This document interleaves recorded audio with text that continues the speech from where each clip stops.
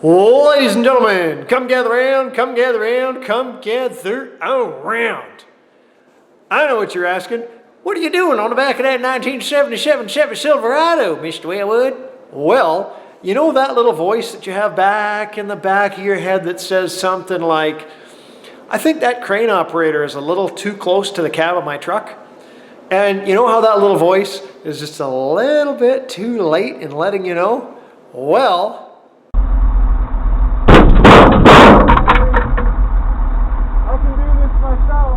hit here, all the way over to here. We got a nice sweet low spot here where it got hammered in. We've got a bit of a warble right there. Got a big hump there, got a big crease here. It's not a happy roof. And because things have been stretched, it's got a little bit of oil canning going on, especially there. Good times. The recyclers was honorable and they're covering the repair. I'm going to try and repair it myself. So I devised this crazy apparatus, which just has like a piece of conveyor belting glued to this kind of a bracket, a couple holes for adjustability. This is 1/2 by 1 flat bar with a hook on the end.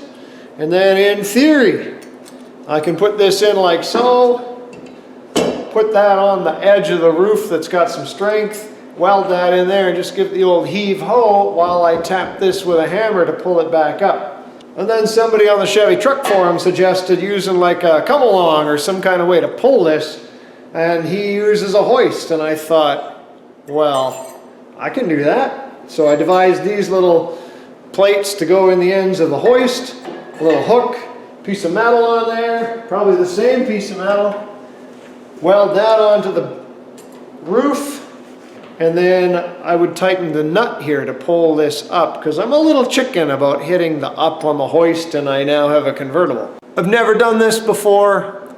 I confess I'm a little frightened, but I'm going to try it anyways because what have I got to lose?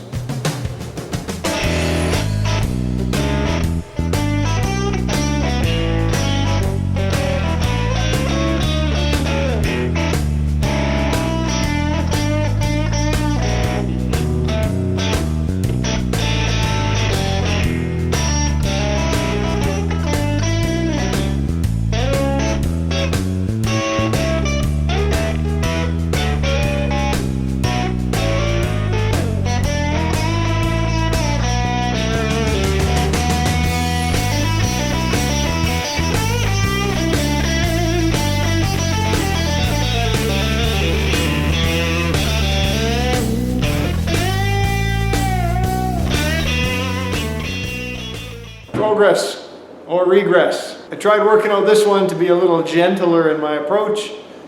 Not entirely happy with the success, but I think it's working better than this one, which is getting carried away from me. I can't seem to find the magic between getting a crown that doesn't oil can. If it oil cans, there's too much metal that's been stretched. But if I shrink it, I lose the crown. But if I pull the crown back up, it oil cans, and I can't find the magic happiness. Right now I've got it reasonably good. I screwed up in how I did this. I welded on some of these tabs using a MIG welder, made a slide hammer that I could use to pull these things out, and I think the MIG is a little aggressive because it leaves a harder weld that's not very malleable, which then doesn't stretch very well. But I tried to pull this out and pull this out. I didn't pull this out enough, and the MIG weld became too hard to manipulate and move, so it was just a nasty, welded up, creased, hardened, irritable corner. And I'm not winning with that. I also have an oil can, which that just dents in, and with a swift smack, I can pop it out again. I'm not a dent whisperer. This one, I welded a little bit, and then I changed my mind, and I really worked it with the spot weld, the stud nailer, stud, this, and I'm going to anneal it. I'm going to anneal it with a torch to just try to soften it and see if I can move it a bit more. I may go back and anneal this. To deal with this, I probably shouldn't have, but I did. I sliced the roof because I just couldn't get this to do what I needed it to do. So I sliced the roof and then very gradually welded it back up. And it's better than it's been after like 12 hours of swearing at it.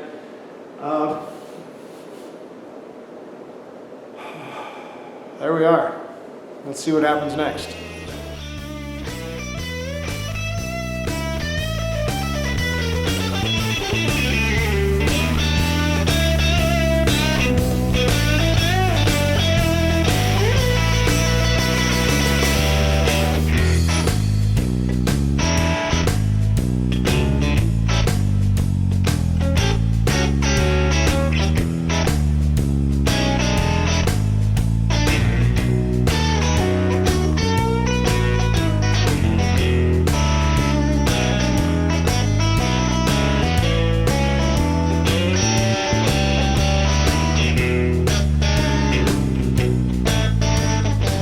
So a bit of an update, I had my friend Jeff Thiessen from Trendsetter Performance come over and give me some tips because I was at my wit's end trying to make this thing work.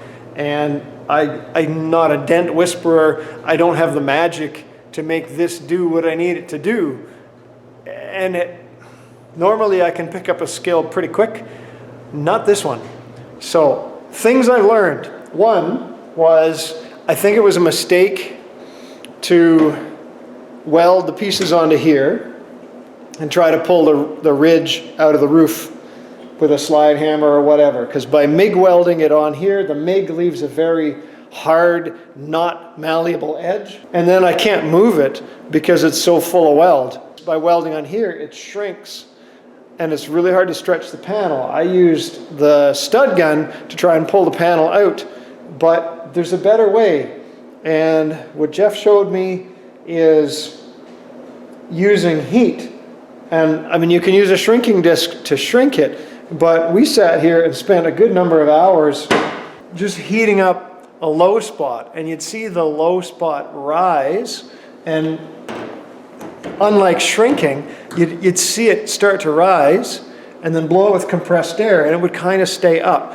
And what I really should have been doing was working the low spots with the heat gun to bring it up, and then shrinking with my shrinking disc the high spots, blowing it dry with, blowing it cool with compressed air instead of water, just as a gradual, more gentle way to persuade this. Bringing up the low spots with the heat gun and taking down the high spots with the shrinking disc, you can try to find imperfections in the panel and get them to all balance out. You want them all to kind of equal.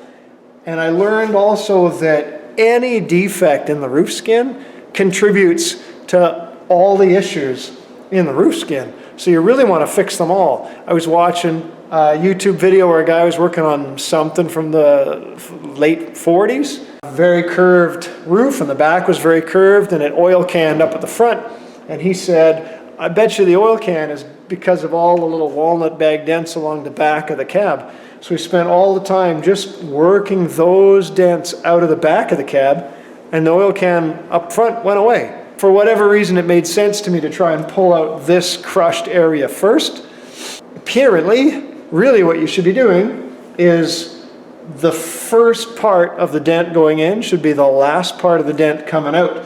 So I should have worked here and pulled the dent out until I got to the back. And I wonder, but I don't know for sure, if by dealing with all of that, the tension will be up here, so the metal will want to come back. I don't know. I'm learning this. On this side, as I cleaned the paint off, I found a big crease that went way up the roof here. And I don't remember if I did that when I painted this truck 7 years ago. There wasn't any blue paint on top of the filler, so I must have, but I don't remember.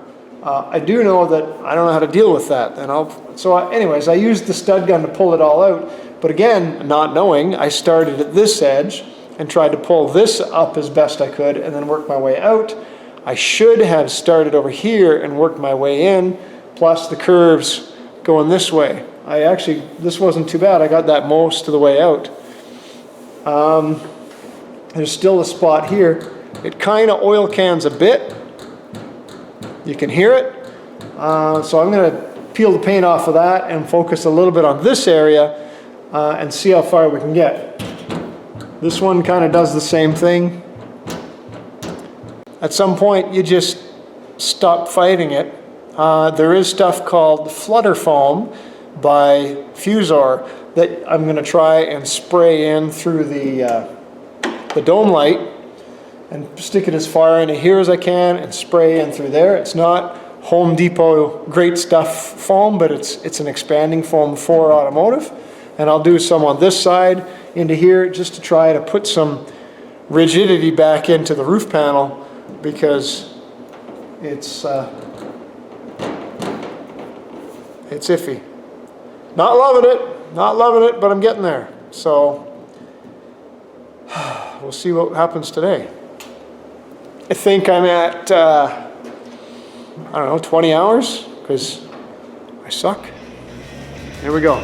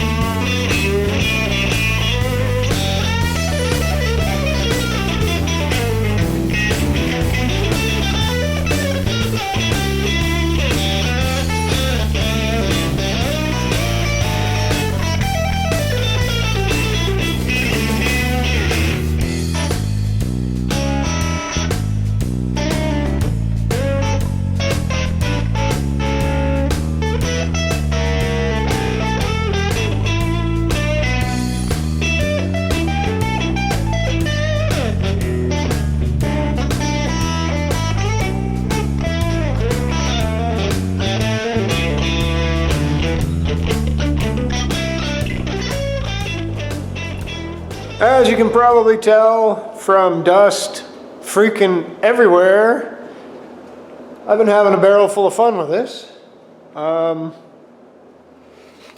Yeah, let's take a look. So I think I'm into this for now. This is like day 7. My hat is off to people doing bodywork, because oh my gosh. At some point when I was close to having this thing done, I found there was a big hump on the roof, kind of around here at the very beginning, and I guess at the very front of it, I guess when the magnet hit the cab, it pushed a bunch of metal forward, and I got the back of this decent, but from far away this thing looked like it was a cone head, and it just looked awful. So I took all the paint off and I pushed that crown, that raised area down, and I worked all the metal back. And the thing you want to do is when you're getting the dents out, you want the skin to be tight so it doesn't coink down like that. There's a bit of an issue there I got to work out. But it should be fairly tight skin so you can sand it and so it doesn't oil can on you. And that's taken a fair bit of work. I've been using this heat gun to bring up the low spots, like a spot here, get that raised with a heat gun, and then I'll blast around in circles with the compressed air, getting closer and closer and closer to that area to help it cool, but it should shrink a little bit and tighten the panel a little bit. Eventually you get to a spot where you've got all the low spots are brought up from the heat gun, and then I use a shrinking disc to take off the high spots. The shrinking disc just rubs, and if you get to a point where this isn't too bad, I just sit here and just let it float on the surface, and it just kind of rubs all the high spots together and down and levels the whole thing off. And so I've got this skin is looking, I mean, it's a little walnut baggy, sure, but this is not my thing. I would rather build engines than fix bodywork. And for having been hit by a crane, this is not bad. Don't look at all these spots. That's from the stud gun. I've had enough of stud guns. I don't want to deal with them again. There's got to be a better way. But it's coming. The last little bit that I'm working on is this piece right here. which is still kind of oil canning, or not. And I've been working on trying to raise this corner a little bit, but I got to get rid of that oil can. We'll see. It's kind of stuck down now. I'll have another go. Hopefully we'll be ready for primer. In the meantime, I'm just going to turn the camera off because then you don't get to watch me swear, because I hate this.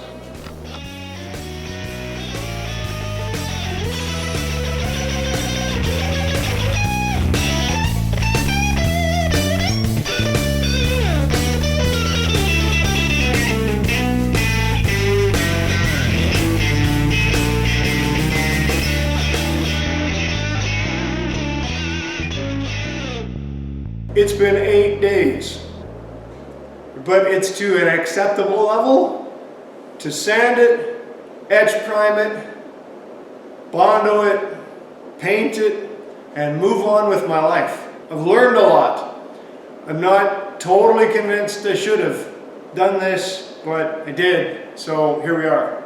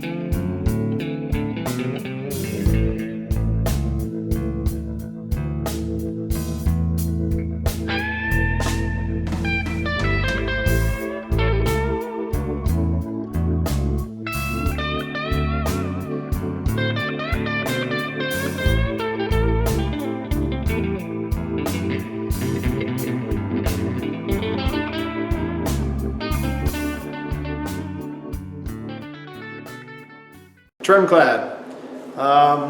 Not really an automotive paint. You can Google the $50 paint job and you'll find guys who take this, mix it like 50-50 with paint thinner, roll on a coat of paint, let it dry, sand it super nice, put on another coat, let it dry, put on another thin coat, let it dry, sand it.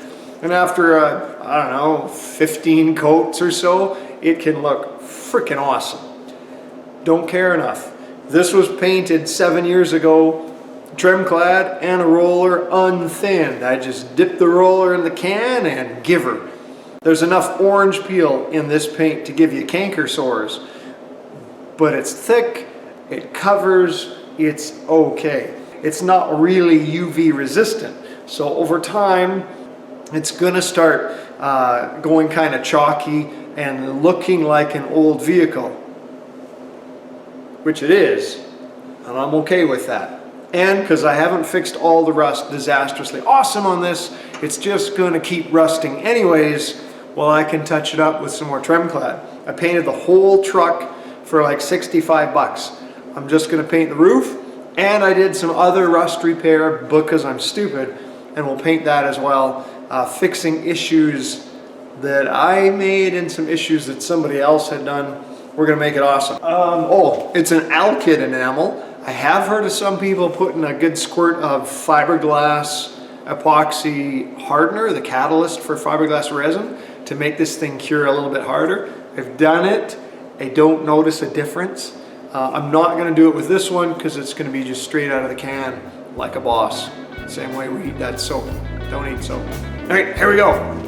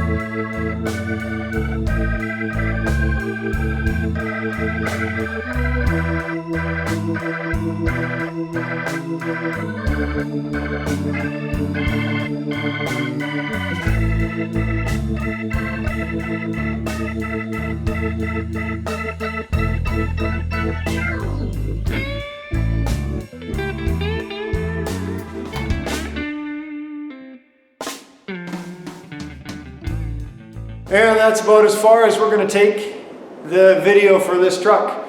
The roof isn't perfect. There's a few lesser crowned pieces that you'll notice if you're looking for it, but you probably won't notice at first glance. But the truck isn't perfect, so I don't really care. If you want me to detail all the defects on the body of this truck, that's a whole nother video and a long one. So honestly, for what it is, it's good enough. It's here. I got 2 coats of trim clad on it. I will do a 3rd coat. I'll touch up, redo the orange stripes on the other side where I fixed some rust, but this is good enough for now. I'm moving on. Then of course the check from the recyclers. What should I spend that on?